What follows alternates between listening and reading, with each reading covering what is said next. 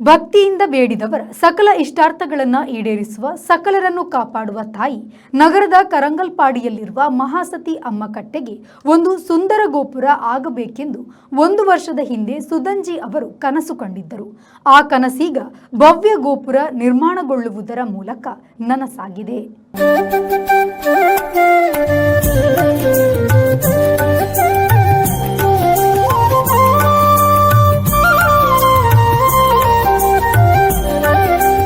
ನಗರದ ಕರಂಗಲಪಾಡಿಯಲ್ಲಿರುವ ಹಸಿರು ವನಸಿರಿಗಳ ಮಧ್ಯ ವಿರಾಜಮಾನಳಾಗಿ ಕುಳಿತಿರುವ ಮಹಾಸತಿ ಅಮ್ಮ ಭಕ್ತರ ಸಕಲ ಮನದ ಬಯಕೆಗಳನ್ನು ಈಡೇರಿಸುತ್ತಿರುವ ಮಹಾತಾಯಿಗೆ ಇದೀಗ ಸುಂದರವಾದ ಭವ್ಯ ಗೋಪುರ ನಿರ್ಮಾಣವಾಗಿದೆ.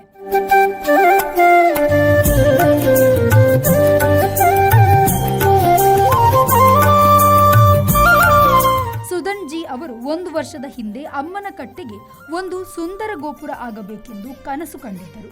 ಕೊನೆಗೂ ಆ ಜಗನ್ಮಾತೆ ಅಮ್ಮ ಶ್ರೀ ಮಹಾಸತಿ ಸುದ್ದಣ್ಣನ ಆಸೆಯನ್ನು, ಅವರ ಕನಸನ್ನು ಈ ಸುಂದರ 9 ದಿನದ ವಿಶೇಷವಾದ ದಸರದ ಸಮಯದಲ್ಲಿ ನೆರವೇರಿಸಿದ್ದಾಳೆ.